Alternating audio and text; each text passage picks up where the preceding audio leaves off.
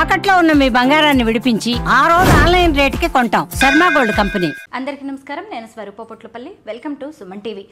YouTube, Facebook, Insta social మీడియాలో ఏది open చేసినా కానీ ఇన్ఫ్లుయెన్సర్స్ వీడియోస్ విపరీతంగా కనిపిస్తున్నాయి. ముఖ్యంగా శ్రావణ మాసం పూజలు, వరలక్ష్మి వ్రతం, నోములు, వ్రతాలకి సంబంధించి ఇష్టారాజ్యంగా వీడియోస్ని వైరల్ చేసేస్తున్నారు. తమ వీడియోలు ఎక్కువగా జనాల్లోకి వెళ్ళాలి అనే ఉద్దేశంతో ఈ ఇన్ఫ్లుయెన్సర్స్ సంప్రదాయాలను తొంగలో తొక్కుతూ ఉన్నారు. ప్రస్తుతం నాతో పాటు ఉన్నారు ప్రముఖ జ్యోతిష్యులు నందిబట్ల శ్రీహరి శర్మ గారు. ఆయనతో మాట్లాడి ఈ సెలబ్రిటీస్ చేస్తున్న విధానాలు అవి ప్రేక్షకుల మీద, వారిని ఫాలో అయ్యే వారి మీద ఎలాంటి ప్రభావం చూపిస్తాయో తెలుసుకుందాం. నమస్తే శర్మ గారు. వాగర్థ వివ సంపృక్తౌ వాగర్థ ప్రతిపత్తయే జగతః పితరౌ వందే పార్వతీ పరమేశ్వరౌ. ఆదిత్యాయ చ సోమాయ మంగళాయ బుధాయ చ గురుశుక్రశనిభ్యశ్చ రాహవే కేతవే నమః. శృంగేరి పీఠాధిపతులకి, కంచి పీఠాధిపతులకి నమస్కారములు తెలియజేసుకుంటూ కార్యక్రమాన్ని ప్రారంభిద్దాం. గురువుగారు, మీరు కూడా చూస్తూ ఉన్నారు కదా, శ్రావణ మాసం అనగానే ఆడవాళ్ళకి ఎంత సంతోషంగా ఉంటుందో. అయితే కొంతమంది సెలబ్రిటీస్ అని చెప్పుకునే వాళ్ళు, కాస్త బిగ్ బాస్ లాంటి చోట ఫేమ్ వచ్చిన వాళ్ళు, వైరల్ అవుతున్న వీడియోస్ ఉన్నవాళ్ళు ఇష్టారాజ్యంగా పూజలు చేసేస్తున్నారు. ముఖ్యంగా పూజ శ్రద్ధగా, భక్తిగా కంటే కూడా హంగు ఆర్భాటాలతో చేస్తున్నారు. పేర్లైతే నేను ఇక్కడ చెప్పట్లేదు, మన ప్రేక్షకులందరికీ వారెవరో కూడా తెలిసిందే. అసలు శ్రావణ మాసం పూజలను, వరలక్ష్మి వ్రతాలను, నోముల్ని, వ్రతాలని ఎలా చేసుకోవాలి? అసలు మనకు శాస్త్ర ప్రకారము వరలక్ష్మి వ్రతమే కాదమ్మా, ఏ పూజ అయినప్పటికీ కూడా అక్కడ హంగు ఆర్భాటము అనేటువంటిది లేకుండా శాస్త్రీయమైనటువంటి విధానంలో చక్కగా చేసుకోవాలి. శాస్త్రీయమైన విధానం అన్నప్పుడు ఏంటి? ఆ పూజ చేసేటువంటి ప్రదేశము శుచిగా, శుభ్రతగా ఉండాలి. ఎత్ర శుచి తత్ర దేవతాః. కాబట్టి ఎక్కడ శుచి శుభ్రత ఉంటుందో అక్కడ దేవతలు కొలువై ఉంటారు అని చెప్పి, అందున లక్ష్మీ అమ్మవారు మహాసున్నితమైనటువంటి దేవత. ఇంత అపవిత్రత ఉన్నప్పటికీ కూడా ఆ అమ్మవారు అక్కడ ప్రవేశము చెయ్యదు. ఇక మనం విషయానికి వచ్చినట్లయితే, ఈ రోజులలో అంటే పూర్వం ఒకప్పుడు ఈ యొక్క వ్రతాలు అనేటువంటివి కేవలం శాస్త్రము తెలిసినటువంటి వాళ్ళు, గొప్పింటి వాళ్ళు మాత్రమే చేసుకునేటువంటి పండుగగా ఉంది. ఇక ఒక రకంగా చెప్పాలంటే ఇప్పుడు చాలా మేలు అని చెప్పవచ్చు. బహుళ వ్యాప్తంగా వచ్చి అనేక ప్రసార మాధ్యమాల ద్వారా మీరు అన్నట్టుగా ఇన్ఫ్లుయెన్సర్, ఇప్పుడు ఇన్ఫ్లుయెన్సర్స్ కాదు, ఒకప్పటి పాతతరం ఇన్ఫ్లుయెన్సర్స్ శాస్త్ర ప్రకారం చక్కగా కూర్చొని చేయడం ద్వారా అవి చూసినటువంటి వాళ్ళందరూ కూడా బహుళ వ్యాప్తమై అన్ని కుటుంబాలలో ఇది చేసుకోవడం అనేటువంటిది ఒక సాంప్రదాయంగా వచ్చింది. ఆచారంగా వచ్చేటువంటి కుటుంబాల్లో చేసుకోవడం అది ఆచారం, కానీ కొత్తగా దీన్ని ఒక సాంప్రదాయంలాగా పట్టుకొని వచ్చారు. చాలా మంచిది, భక్తిభావం పెరుగుతుంది. ఈ యొక్క వ్రతములు, నోములు కానీ ఇలాంటివి తెలియని అన్నీ కూడాను ప్రతి మానవుడు కూడా చేసుకోవడం వల్ల మంచి జరుగుతుంది. అయితే మనకు ఒక సామెత ఉంది, రాను రాను రాజుగుర్రం గాడిదైనట్టు. ఇప్పుడు ఉన్నటువంటి విషయంలో చూసుకుంటే వ్రతం అనేటువంటిది, నోము అనేటువంటిది చేసుకునే విషయాల్లో నియమనిష్టలు పాటించాల్సినటువంటి విధానంలో కూడా అవి తుంగలో తొక్కేసేసి మీరు అన్నట్టుగా ఒక దుష్పరిణామము, అలాగే చెడు సాంప్రదాయానికి నాంది పలిగినట్టుగా ఈనాటి ఇన్ఫ్లుయెన్సర్స్, బిగ్ బాస్లో కాంటెస్ట్ చేసిన వాళ్ళైతేనేమి, ప్రముఖ రాజకీయ నాయకులైతేనేమి, ఇంకా చెప్పాలి అంటే అడపాదడప అప్పుడప్పుడు సీరియల్స్లో కనిపించేటువంటి వాళ్ళైతేనేమి, వాళ్ళు చేసినటువంటివి అనేక వీడియోలు, ఎంతోమంది వీడియోలు, దాదాపుగా నేను ఒక 16-18 మంది వీడియోలు నేను చూశాను. అందులో చూడముచ్చటగా అనిపించినటువంటివి జంటలుగా ఉన్నటువంటి, అనగా వివాహం చేసుకొని ధర్మాన్ని పాటించుకుంటూ చక్కటి సంతానాన్ని కని చక్కగా పెద్దల ఆమోదంతో చక్కగా ఉండి కుటుంబ వ్యవస్థలో ఉంటూ ఆ కుటుంబాన్ని నడుపుకుంటూ సంతోషంగా చేసుకున్నటువంటిదే కొన్ని కుటుంబాలు అయితే, కొన్ని చేసుకుంటున్నారు కానీ శాస్త్రీయమైనటువంటి పద్ధతిని పాటించకుండా వాళ్ళకి నచ్చినట్లుగా చేసుకుంటూ ఉన్నారు. ఇది ఒకటి. ఇక మూడవది, ఇప్పుడు మీరు చెప్తున్నట్టుగా ఈ మధ్య కాలంలో దీన్ని ఇంతగా, గత సంవత్సరం కూడా ఇట్లాంటి పిచ్చి పిచ్చి వ్యవహారాలు చేశారు, కానీ ఈ సంవత్సరం అది ఇంకా ఎక్కువైపోయి ఎక్కువ మంది ఈ చెడు విధానంలోకి వెళుతున్నారమ్మా. తద్వారా జరిగినటువంటి నష్టం ఏంటి అని అంటే, రాబోయే తరానికి, కాబోయే యువతరానికి ఒక రాంగ్ మెసేజ్ అనేటువంటిది వీళ్ళు ఇస్తున్నారు. ఇప్పుడు జరుగుతున్నటువంటివి ఏమి కూడా, ఇప్పుడు చేసుకున్నవన్నీ కూడా అవేవి సరైనటువంటి విధానం కాదు. శాస్త్రము ఒప్పుకోదు, అలాగే ధర్మము కూడా ఒప్పుకోదు. పాషండ మతములుగా ఉన్నటువంటి విధానంలో ఉన్నటువంటిది చండాలన్నంతా తెచ్చుకొని చూస్తున్నారు. ఆ చండాలని మన కళ్ళ బట్టి చూసి మనము కేవలం చెడు చేస్తేనే కాదమ్మా, చెడు విన్నా, చెడు చూసినా, చెడు మాట్లాడినా మనకు దోషం కలుగుతుంది. అటువంటి వీడియోలు వాళ్ళు చేయడం ఆ దోషము, అది మన కర్మ కొద్దీ మనం చూడడం మన దోషం. కాబట్టి శాస్త్ర ప్రకారం చేసుకోవాలమ్మా. మామూలుగా ఆడపిల్లలు మంచి భర్త రావాలి అని మంగళగౌరి వ్రతం చేసుకుంటారు. అది కూడా వాళ్ళు ఒక్కరుగానే చేసుకుంటారు. పెళ్లి కుదిరినా కానీ పెళ్లి కుదిరింది కదా అని అతన్ని పక్కన పెట్టుకొని కూడా అలాంటి వ్రతాలు కానీ పూజలు చేయరు. ఇంకొక వైపు భర్త బాగుండాలని లక్ష్మీ కటాక్షం కోసం కూడా భర్తతో శాస్త్రోక్తంగా ఇలాంటి వరలక్ష్మి వ్రతాలు చేసుకుంటారు. కానీ ఈ మధ్యకాలంలో ఈ ఏడాది చాలామంది బాయ్ ఫ్రెండ్స్తో పూజలు చేశారు. బిగ్ బాస్ ఫేమ్ కావచ్చు, ట్రాన్స్ విమెన్ తన బాయ్ ఫ్రెండ్తో చేయడం, ఇంకొంతమంది అయితే ఆమెకి పెళ్ళవుతుంది, ఆయనకి పెళ్ళవుతుంది, అక్కడ పిల్లలు ఉంటారు, ఇక్కడ పిల్లలు ఉంటారు, కనీసం విడాకులు కూడా తీసుకోరు, మమ్మల్ని ఎవరు కాదనేది, మా ప్రేమను కాదనేది అని సహజీవనం చేస్తూ ఉంటారు. వారిద్దరూ కూడా ఎంత ఆర్భాటంగా ఇలా పూజలు చేసుకుంటారో వీటిని మనం ఎలా చూడాలి? అంటే ఎంతో ధైర్యము, అలాగే సమాజం ఎటుపోతే ఏంటి మాకేంటి, సమాజం అంటే మాకేం సంబంధం, మాకు నచ్చినట్లుగా మేము చేసుకుంటామనే ధోరణితో కూడుకొని పెద్దల్ని ధిక్కరించి వాళ్ళు ఆ విధంగా చేశారు. అసలు మనం చెప్పుకున్నట్లయితే వివాహ వ్యవస్థలో వివాహం ఎన్ని రకాలు అనేటువంటిది మనం తెలుసుకోవాలి. మనకు శాస్త్రం ప్రకారం అనాదిగా మహర్షులు కూడా ఆమోదించినటువంటివి 8 రకాల వివాహాలు. బ్రహ్మ వివాహము, ఆర్ష వివాహము, ప్రాజాపత్య వివాహము, అలాగే దైవ వివాహము, అసుర వివాహము, పైశాచ వివాహము, ఇలా చెప్పుకోదగినటువంటిది 8 రకాల గాంధర్వ వివాహము ఇలాంటిది. ఇలాంటి వివాహాలు అనేటువంటి 8 రకాలుగా ఉన్నప్పుడు ఇప్పుడు ఎవరైతే సోకాళ్ళు మనం చూస్తున్నామో సెలబ్రిటీస్ అనేటువంటివి, వాళ్ళు ఏ వివాహ వ్యవస్థలో వాళ్ళు ఉండలేరు. ఇప్పుడు వీళ్ళు చెప్పుకోవచ్చు అన్ని వివాహాల్లో బ్రహ్మ వివాహం అంటే కూడా పెద్దలు కుదిర్చింది, ఆర్ష వివాహం అంటే కూడా చక్కగా ఇటు తల్లిదండ్రులు అటు తల్లిదండ్రులు ఆమోదయోగం, బ్రహ్మ వివాహం అంటే వేదం చదువుకున్నటువంటి వ్యక్తికి ఇచ్చినటువంటిది, ప్రాజాపత్యం అంటే ఒక చేసుకోబోయేటువంటి మామగారికి ఒక ఎద్దును కానీ ఆవును కానీ బహుకరించి వాళ్ళ ఇంటి కన్యను తీసుకోవడము, అలాగే ఆర్ష వివాహం అంటే చక్కగా ఈ సంబంధించినటువంటిది ఈ ఇరువురికి కూడాను కన్యా శుల్కము అంటారు కదా, అవి చెల్లించి తీసుకోవడం. అలాగే గాంధర్వ వివాహం అంటే ఇరువురు మెచ్చి చేసుకునేటువంటి వివాహం గాంధర్వ వివాహం. అయితే ఈ సోకాళ్ళు ఎవరైతే సెలబ్రిటీస్ కూర్చున్నారో నేను అనుకోవడం ఏంటంటే గాంధర్వ వివాహం కూడా ఉంది కాబట్టి నీకు నేను ఇష్టం, నాకు నువ్వు ఇష్టం అని చేసుకుని అలా భావించుకొని ఉంటున్నారు. గాంధర్వ వివాహంలో ఒక కండిషన్ ఏముందనంటే అబ్బాయి అమ్మాయిని ఇష్టపడి, అమ్మాయి అబ్బాయిని ఇష్టపడినప్పుడు ఆ ఇద్దరి తల్లిదండ్రుల ఆమోదంతో అక్కడ వివాహం జరగాలి. అప్పుడే అది గాంధర్వ వివాహం. ఇష్టపడి చేసుకునేది గాంధర్వ వివాహం అంటే ఏదో నువ్వంటే నాకు ఇష్టం ఈరోజు ఒకరోజు పెళ్ళిలాగా కాదు కదా. పైగా వీళ్ళు ఏ వివాహ వ్యవస్థలోకి వస్తారు? పైశాచ వివాహంలో వస్తారు. ఆ అబ్బాయి ఏమన్నా అమ్మాయికి ఇష్టం లేకపోయినా తీసుకుపోయి వివాహం చేసుకున్నాడా? లేకపోతే ఈ సంబంధించినటువంటి అసుర వివాహం అని అంటే అమ్మాయి నిద్రిస్తున్నప్పుడు అమ్మాయికి మానసిక స్థితి సరిగ్గా లేనప్పుడు బలవంతంగా తీసుకోవడం అసుర వివాహం. గాంధర్వ వివాహం అంటే ఇష్టపడినటువంటి వివాహం. మరి ఏ వివాహ వ్యవస్థలోకి సోకాల్డ్ సెలబ్రిటీస్ వస్తారు? ఒక రకంగా చెప్పాలంటే ఒకళ్ళేమో ఆల్రెడీ పెళ్ళైపోయి ఉంటుంది, అబ్బాయికి అయి ఉంటుంది, అమ్మాయికి అయి ఉంటుంది, డైవోర్స్ కేసులు నడుస్తూ ఉంటుంటాయి, వాళ్ళ కుటుంబాలకి విడిపోయి వీళ్ళిద్దరు కలిసి కూర్చొని చక్కగా చేయిస్తుంటుంటారు. ఎంత దోషము! ఇంకొకటి ఈ మధ్య సోకాల్డ్ చిన్న చిన్న పిల్ల వాళ్ళకి అజ్ఞానం, వాళ్ళకి 25 ఏళ్ళు 30 ఏళ్ళు కూడా ఉండవేమో, ఆ పిల్లలు కూడా కూర్చొని కాబోయే భర్త. ఇక్కడ కామెంట్స్లో కూడా వాళ్ళ ఆమోదం తెలిపినట్టుగా కామెంట్స్లో చూస్తే త్వరలో మీరిద్దరూ పెళ్లిగా చేసుకోవాలి, దంపతులుగా ఉండాలి, ఆశీర్వదిస్తున్నామని కామెంట్స్లో. అంటే జనాలు ఎట్టుపోతున్నారంటే వాళ్ళు చేశారు కాబట్టి ఆమోదం తెలుపుతున్నారా?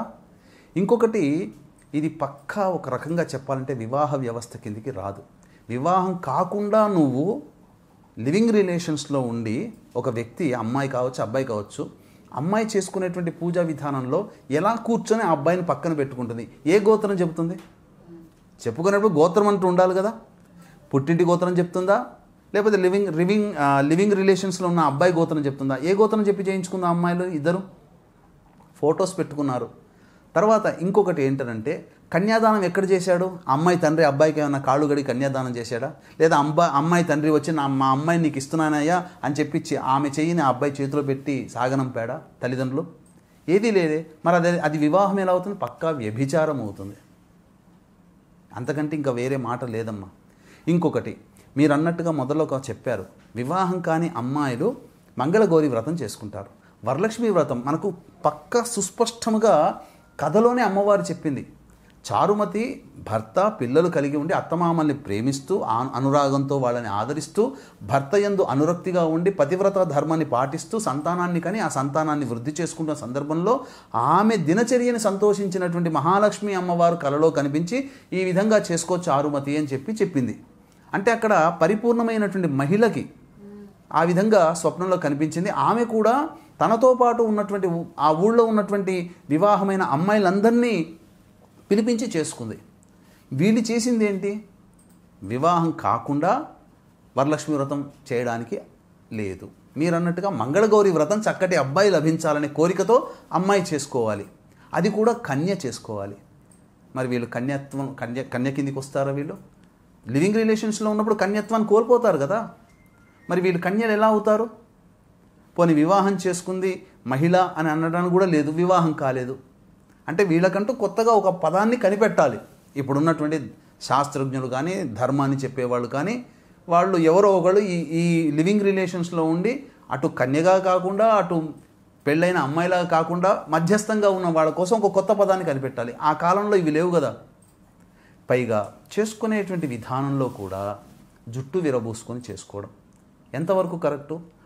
శాస్త్రీయంగా జుట్టు విరబూసుకుని చేస్తున్నటువంటి ఏ పూజ కూడా రాక్షసుల అంశ అనేది అక్కడికి వచ్చేస్తుంది. ఇది ఏదో నార్త్ సైడ్ కల్చర్గా వచ్చినటువంటిది. జుట్టు విరబూసుకుని కొంతమంది సెలబ్రిటీస్ చేసుకుని భక్తిగా చేసుకున్నా జుట్టు విరబూసుకొని చేసుకున్నారు. ఇంకొక అష్టదరిద్రాలకు ఇంకో దరిద్రం అన్నట్టుగా వీళ్ళు పూజ చేసుకునేటప్పుడు పెంపుడు జంతువులైన కుక్కను పెట్టుకొని పక్కన పెట్టుకొని దేవుని పూజలు చేసుకున్నారు. అసలు కుక్కని ఇంట్లోకే ప్రవేశం చేయకూడదు.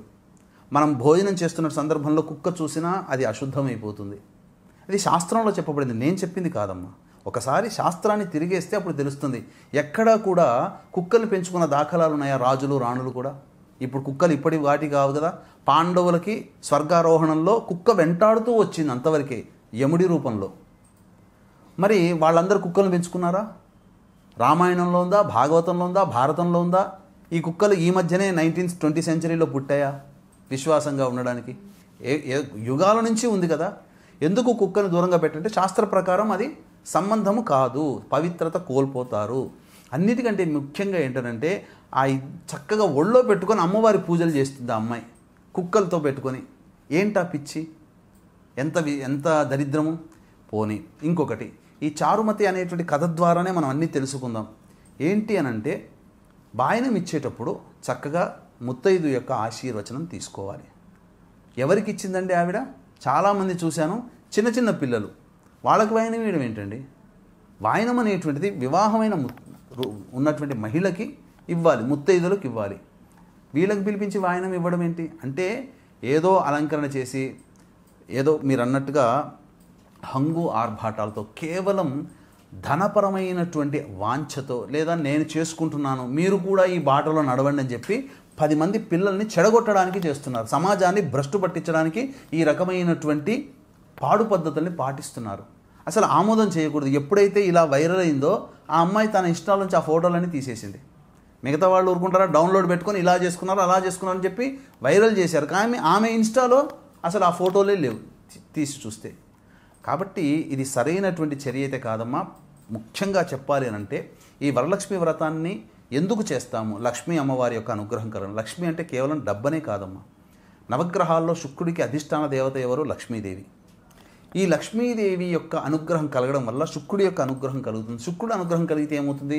వైభవోపేతమైనటువంటి జీవితం అంటే కార్లు తిరగడము, మిద్దెల్లో ఉండడము, ఆనందకరంగా జీవించడం, ఎక్కడ కూర్చున్నా చల్లటి వాతావరణంలో ఉండడం, సోఫిస్టికేటెడ్ లైఫ్ని లీడ్ చేయడానికి ఉపయోగపడుతుంది ఆ యొక్క శుక్రగ్రహం యొక్క ప్రభావం.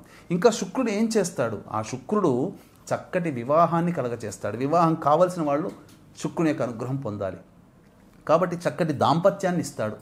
ఇలా చేసుకోవడం వల్ల అమ్మవారికి ఆగ్రహం కలిగినందువల్ల వాళ్ళకి భవిష్యత్తులో జరిగే నష్టాలు ఏంటో తెలుసమ్మా? ఏదైతే వాళ్ళు సంపద ఉందో ఆ సంపద కోల్పోతారు. రేపొద్దున మనం ఇలాగే సోకాల్డ్ వాళ్ళు చేసుకున్నారు కదా, మాకు తెలియకుండా ఇతని వ్యక్తిత్వం తెలియకుండా నేను దగ్గరయ్యాను, ఇప్పుడు నేను బాధపడుతున్నాను, నేను అన్నీ తెలుసుకున్నాను, మమ్మీ డాడీ ప్లీజ్ నువ్వు నన్ను ఆదరించు అని చెప్పే రోజులు కూడా వస్తాయేమో. ఎందుకంటే దౌర్భాగ్యం చేశారు కదా, మంచి విలువల్లో ఉన్నటువంటి సమాజాన్ని భ్రష్టు పట్టించారు కదా. అలాగే ధర్మ ప్రకారం శాస్త్ర ప్రకారం చేయాల్సినటువంటి పూజా విధానాన్ని తుంగలో తొక్కి ఆ విధంగా పూజ చేయడం వల్ల ఎవరికి అంటే శాస్త్రాన్ని భ్రష్టు పట్టిస్తున్నారు. సమాజానికి ఏం చెప్తున్నారు?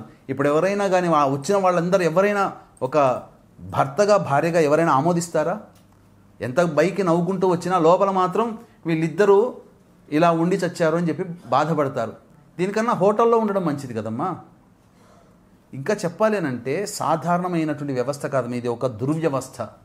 అంటే దీనికి చచ్చినట్టుగా కోర్టులు కూడా విదేశీ సంస్కృతిని ఆమోదించినట్టుగా ఒక కోర్టులో అంటే 18 ఏళ్ళు దాటిన తర్వాత ఎవరైనా కానీ ఇష్టపడవచ్చని ఒక కోర్టు తీర్పును పెట్టుకొని ఈ దౌర్భాగ్యం. ఈ కోర్టు తీర్పులో కూడా చెప్పాలి అనంటే ఈ సంబంధించినటువంటి ఈ కమ్యూనిజం భావాల్లో ఉన్నటువంటి వాళ్ళు మన హిందూ ధర్మాన్ని నాశనం చేయాలని కంకణం కట్టుకొని చదివించారు కొంతమంది. ఆ చదివిన వాళ్ళు ఇప్పుడు వృద్ధిలోకి వచ్చి జడ్జిల్లాగా ఉన్నటువంటి వాళ్ళు వచ్చిన తరుణంలో చూసుకొని అదును చూసి ఇట్లాంటి పిల్స్ వేయడం, వాళ్ళ చేత ఆమోదింప చేయడము, సమాజాన్ని నాశనం చేయడం. దీనివల్ల ఎన్ని కాపురాలు కూలిపోయాయమ్మా. రేపొద్దున వీళ్ళిద్దరు చేసుకుంటారు, రేపొద్దున నాకు ఇంకో వ్యక్తి నచ్చాడని చెప్పి ఆ వ్యక్తితో కూర్చొని చేసుకుంటే అప్పుడు ఈయన ఏం చేయగలుగుతాడు? ఈ సమాజంలో అట్లాంటి, ఎందుకంటే ఏ ధైర్యంతో కూర్చొని చేసుకున్నావు? నీ తల్లిదండ్రులు ఏమైనా ఆమోదం చెప్పారా? మరీ విచిత్రంగా ఏంటంటే రాజకీయ నాయకులు కూడా అలా చేసుకుంటున్నారు. ఎక్కడ కన్యాదానం ఎక్కడ జరిగింది? భార్యగా పక్కన కూర్చోబెట్టుకొని చేయించాలంటే నీకు కన్యాదానం ఎవరు చేశారు? ఆ అబ్బాయికి ఈ అమ్మాయి నీ భార్య అని చెప్పి సమాజం ఎలా యాక్సెప్టెన్స్ చేసింది? వివాహం అంటే ఏదో తాళి కట్టడం, జీలకర్ర బెల్లం పెట్టడం కాదమ్మా. పూర్వకాలంలో సమాజం అనేటువంటిది ఉన్నప్పుడు నాగరికత అనేటువంటిది కోట్ల సంవత్సరాలు 400 కోట్ల సంవత్సరాల కిందట నాగరికత అనేది లేనప్పుడు ఎలా పడితే అట్లా జీవించారు. కానీ కొన్ని కట్టుబాట్లు, సమాజంలో ఉన్నటువంటి వ్యవస్థ ఇవన్నీ కూడా ఒక చోట ఏర్పరచుకున్నప్పుడు అప్పుడు ఈ రకమైనటువంటి నిర్ణయాలు చేసుకున్నారు. అంటే వివాహంలో మా అమ్మాయి వివాహము, అబ్బాయి వివాహం అనేది తండ్రి జరుపుతాడు కదా. ఏంటనంటే సింపుల్గా ఒక మాటలో చెప్పాలంటే వీళ్ళిద్దరికీ కూడాను వివాహ వయస్సు వచ్చింది, వీళ్ళిద్దరు కలిసి జీవించడానికి మనం అనుమతిస్తున్నామని చెప్పి ఇటు తల్లిదండ్రులు అటు తల్లిదండ్రులు యాక్సెప్టెన్స్ చేసి దీనికి సాక్షిభూతులుగా బంధుమిత్రులందరినీ ఆహ్వానం చేసి it's officially they are living together each other అని చెప్పి ఈ రోజు నుంచి ప్రకటన చేస్తున్నామని ఒక ప్రకటన ప్రపంచానికి సమాజానికి తెలియజేస్తున్నారు. ఆ రోజు నుంచి వాళ్ళు భార్యాభర్తలుగా చలామణి అవుతారు. వీళ్ళు ఏ రకంగా చలామణి అవుతున్నారు భార్యాభర్తలుగా? సమాజము అంగీకరించట్లేదు. పోనీ వీళ్ళని ఎవరైనా ముత్తైదుగా పిలుస్తారా? ఈ సోకాళ్ళు చేసుకున్నటువంటి వాళ్ళని ఎవరైనా వెళ్ళి వాళ్ళ ఇంటికి వెళ్ళి ఎవరింటికి వెళ్ళైనా ముత్తైదుగా వెళ్ళి ఒక వాయనం తీసుకుందా అమ్మాయి? ఆమె చేసుకుంది, కానీ వీళ్ళు ఎవరింటికైనా వెళ్ళి ముత్తైదుగా తీసుకున్నారా? అది చెప్పండి. మీరు చూసుంటారు కదా, మీరు ప్రసార మాధ్యమాల్లో ఉన్నారుగా. ఎవరైనా ఈ సోకాళ్ళు చేసుకున్నటువంటి వాళ్ళని పిలిపించి మీరు కూడా మా ఇంటికి ముత్తైదుగా రండి అని చెప్పి పిలిచారా? ఆమెను ఎవరైనా పెట్టుకున్నారా? అక్కడే తెలిసిపోతుంది ఆమె స్థితి ఏంటో అనేది. కాబట్టి ఇదేదో హంగులు ఆర్భాటాల కోసం చేసుకున్నదే తప్ప సరైన విధానం కాదు. దీన్ని ఖచ్చితంగా ఖండించాల్సిందే. అటువంటి వాళ్ళకి సింపుల్గా చెప్పాలంటే వాళ్ళు ఇంకొకసారి ఇటువంటి ధైర్యం చేయకుండా ఉండాలంటే ఆ వీడియో చూసిన ప్రతి వ్యక్తి రిపోర్ట్ కొట్టాల్సిందేనమ్మా. అందులో ఏం సందేహం లేదు. ప్రతి వ్యక్తి కూడా రిపోర్ట్ కొట్టాలి. రిపోర్ట్ కొట్టకుండా కామెంట్ చేసినా, అలాగే నువ్వు చూసినా హిందూ ధర్మాన్ని నాశనం చేసిన వాడే అవుతాడు. కాబట్టి ఎవరైనా అటువంటి వ్యక్తులు వీడియోలు కనబడ్డప్పుడు అటువంటి ధర్మానికి విరుద్ధంగా చేసినప్పుడు ఏదో కోపాన్ని ప్రదర్శించే విధంగా కామెంట్ పెట్టకుండా రిపోర్ట్ కొట్టేయండి. ఇంకొకసారి ఆ ధైర్యం చెయ్యరు. ఇంకొకసారి మన ముందుకి వచ్చి ఆ వీడియోల రూపంలో ఆ దరిద్రాన్ని మనకి అంటించి వెళ్ళరు అని చెప్పవచ్చమ్మా. చక్కగా కట్టు బొట్టుతో తయారైన ఆడపిల్లని, మహిళని మహాలక్ష్మి స్వరూపంగా భావిస్తూ ఉంటారు. లక్ష్మీదేవిలా ఉన్నావు అంటారు. కానీ ఇప్పుడు ఈ రీల్స్ కోసం అని పూజల వంకతో ఇష్టం వచ్చినట్టుగా డాన్సులు వేస్తున్నారు, ఇష్టం వచ్చిన పాటలు పెడుతున్నారు, రీల్స్ చేసేస్తున్నారు. వీటిని ఇంకొంతమంది ఫాలో అయ్యి ఇలా మనం కూడా చెయ్యాలి, ఇలా వైరల్ అవుతాం అనుకుంటున్నారు. తప్పమ్మా. ఇది దీనివల్ల ఏముంటుంది అని అంటే సమాజాన్ని ఎదిరిస్తున్నారు, తల్లిదండ్రులకి కంఠశోకాన్ని కలగజేస్తున్నారు అమ్మాయిలు అబ్బాయిలు. కాబట్టి చాలా దారుణమైనటువంటి పరిస్థితి. ఇటువంటిది ఎవ్వరు కూడా ఆమోదించకూడదు. అసలు 8 రకాల వివాహ పద్ధతుల్లో ఏ వివాహము కూడా పద్ధతి కూడా ఆమోదించినటువంటిది వీళ్ళు ఆచరిస్తున్న ధర్మం. కాబట్టి ఖచ్చితంగా ఖండించాల్సిందేనమ్మా. అంటే కొంతమంది దీన్ని సమర్థించుకోవచ్చు. మాకు నచ్చినట్టుగా పూజ చేసుకుంటున్నాం, ఇక్కడ భక్తి శ్రద్ధ అనేది ముఖ్యం, దేవుడితో కనెక్ట్ అవ్వడం ముఖ్యం అని వాదించే వాళ్ళు కూడా ఉంటారు. వాళ్ళకేం చెప్తారు? అటువంటిది ఉన్నప్పుడు సొంతంగా ఇంట్లో ఒక్కదాన్ని కూర్చొని చేసుకోమ్మా. ఆయన పక్కన కూర్చోబెట్టుకొని చేసుకోవాల్సిన అవసరం ఏముంది? సొంతంగా కూర్చుంటే మీ అమ్మ నాన్న గోత్రమే చెప్పుకుంటావు కదా. ఆ పక్కన కూర్చున్నప్పుడు ఎవడి గోత్రం చెప్తున్నావు? ఆయన ఎలా భర్త అవుతాడో? సోదరుడా, మిత్రుడా, సఖుడా, భర్తనా, ఎవరని చెప్పుకోవాలి? ఏ రకంగా కాదు. సఖుడు అన్నప్పుడు పూజల్లో అతని ప్రమేయం ఉండకూడదు. సోదరుడు అన్నప్పుడు కూడా అవసరం లేదు. ఇక్కడ చెప్పాల్సింది గోత్రనామాలు ఏంటి? పోని విధానంగా చేసుకున్నారు, అలంకరించుకొని ఏదో పూజ చేసి ధూపదీప నైవేద్యాలు ఇచ్చి అమ్మ తీసుకోమంటే వస్తుందా? ఇప్పుడు వీళ్ళని కూడా వీళ్ళు సోకాళ్ళు వీళ్ళు ఆర్టిస్టులు కదా, వీళ్ళని పిలిపించి ఇక నువ్వు యాక్ట్ చేయమంటే ఏది ఒక స్క్రిప్ట్ అనేది లేకుండా నువ్వు వచ్చావు కదా నీ ఇష్టం యాక్ట్ చేయనంటే అది అవుతుందా? ఒక స్క్రిప్ట్ అనేది ఉంటుంది కదా, వాళ్ళకంటూ ఇవ్వాలి కదా. అట్లాగే నువ్వు దేవుడికి సంబంధించిన పూజా విధానం స్క్రిప్ట్ ఏముంది నీ దగ్గర? నువ్వు చేసిన విధానంలో ఎలా చేసుకున్నావు? ఏం తెలుసు? నిజంగా అంత జ్ఞానం ఉండి నాకు ఆ పూజా విధానం అని తెలిస్తే బురదలో తొక్కే విధంగా నువ్వు ఆ అబ్బాయిని పక్కన పెట్టుకుని చేసుకోవమ్మా. అంతే కదా. నిజంగా నీకు ఆ శాస్త్రం గురించి తెలిసి ఉంటే పక్కన వివాహం కాని అబ్బాయిని, లివింగ్ రిలేషన్స్లో ఉన్న అబ్బాయిని ఎలా పెట్టుకొని చేస్తావు?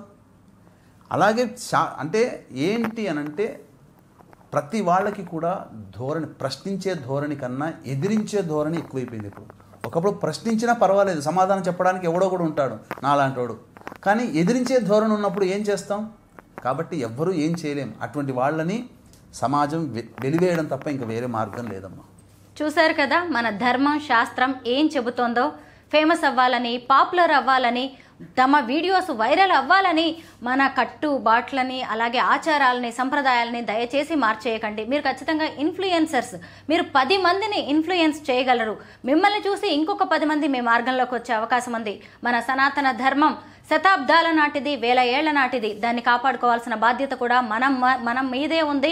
ఈరోజు ఇంత పెద్దవారు పండితులు వచ్చి స్పందించి మరి మనందరికీ చెప్పాల్సిన అవసరం వచ్చింది అంటే మనం ఖచ్చితంగా తప్పు దారిలో నడుస్తున్నట్టే.